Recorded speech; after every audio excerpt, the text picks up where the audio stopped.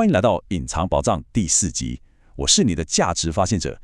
今天我们来聊聊一个正在发生的巨大转变。我们要把目光从这个充满泡沫的虚拟世界拉回到实体世界。我们要一起去挖掘那些你知道市场根本还没注意到的真正价值，也就是所谓的 alpha。你看，现在全世界的钱都砸在数位这个大海洋里，对吧？大家都在里面赌博，但真正能决定下一场赛局胜负的关键，其实是在那些已经被大家忘记的实体角落里。这就像一场我们称之为极限返航。当我们不再只看虚拟的数据，而是回过头来重新看看那些有物理意义、摸得着的东西时，你会发现一场巨大的资产重估已经开始了。好，我们直接切入重点。现在华尔街科技巨头全都陷入了一种能源恐慌。他们都看到了 AI 太耗电了，电力是个大瓶颈，但他们没看懂这场危机的真正本质。这让我想起一本很有趣的科幻小说，叫做《Project Hail Mary》。书里面的人类，他们遇到的也不是什么普通的能源危机，而是一个可以说是宇宙级的物理死局。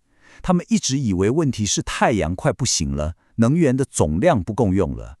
但后来才发现，真正的解法是去理解一种全新的、能量密度极高的新能源。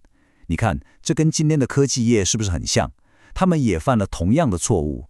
这根本不是一场能源短缺的危机，而是一场对能源性质理解错误的危机。而这一切的一切，都要从我们刚刚说的物理世界的价值重估开始说起。没错，这就是我们今天要拆解的核心——物理世界的复仇。先别误会啊，这不是说科技要倒退了。我的意思是，当这个虚拟世界你知道它无止境地增长，涨到最后，砰，一头撞上了物理世界的极限法则。就在这个时候，一场巨大而且无声的价值转移就开始了。钱正在从数位世界悄悄地流回实体世界。你想想，数位世界的成长是指数级的，快得不得了，但现在它真的撞墙了。这面墙是什么？它很具体哦，它可能是资料中心旁边那条河，因为散热，水温已经高到不能再高了。它可能是你家城市电网的负载已经到顶了。它甚至是每一块 GPU 跑模型时散发出来的废热。所以你看，要拯救 AI 这场革命，关键从来就不是去盖更多的发电厂，不是找更多的电力，而是要去定义一种全新的东西，我们叫它高密度物理资产。这可不只是技术升级这么简单，这根本就是对整个实体世界的价值地图进行一次彻底的重新洗牌。所以在这个新时代，智慧的价格到底是多少？它不再是由那些很抽象的演算法啦、用户数啦来决定的。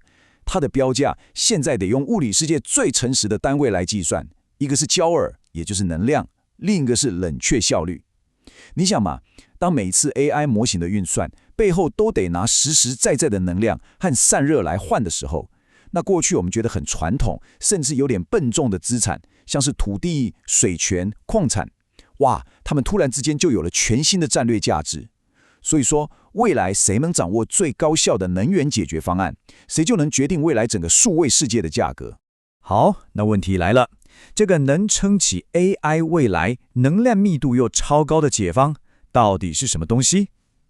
让我们来认识一下，在能源这个世界里，有一位马拉松跑者，他被市场低估了很久很久，但现在即将要站上舞台的正中央，他的名字叫做樊。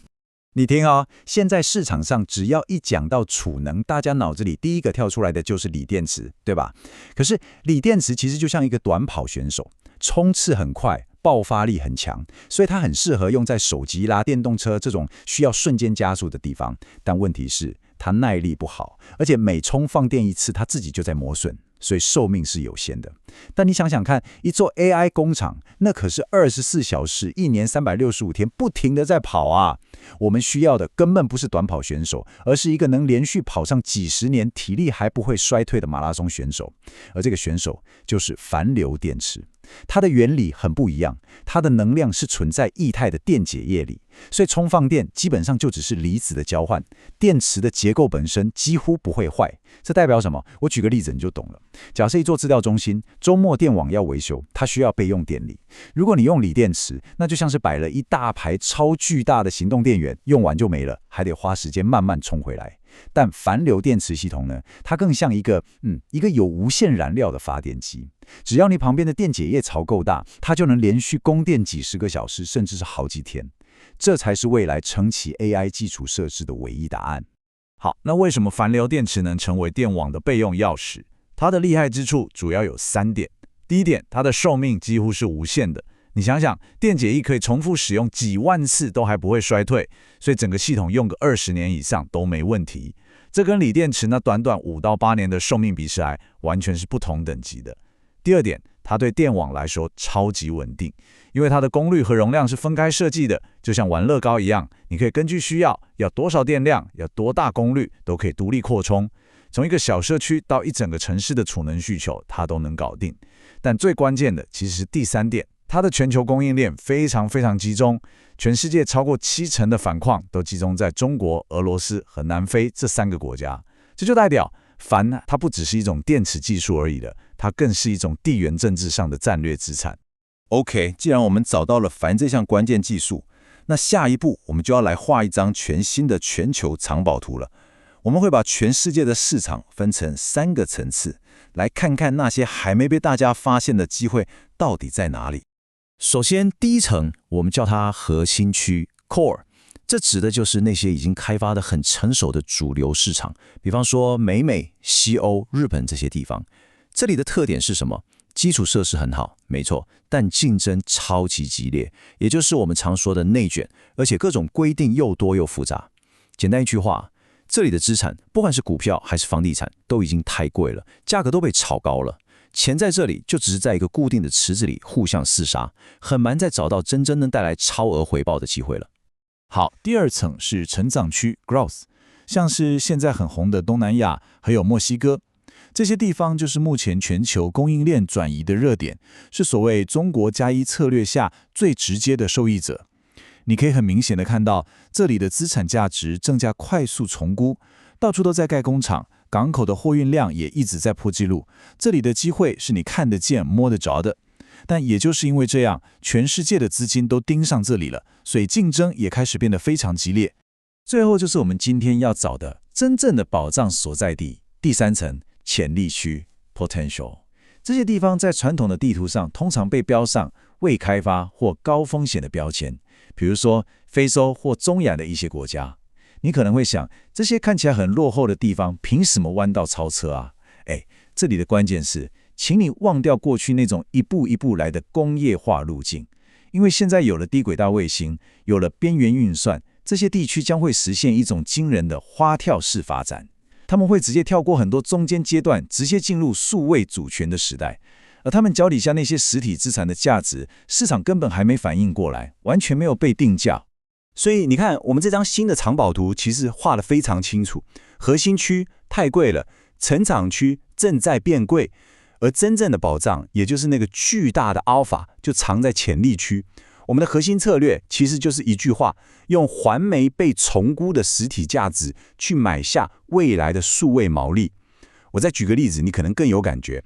当一个奈及利亚的年轻农夫，他可以透过手机连上卫星网络，用 AI 来及时分析，决定什么时候要灌溉，要施多少肥的时候，你觉得他脚下那片土地的价值还跟以前一样吗？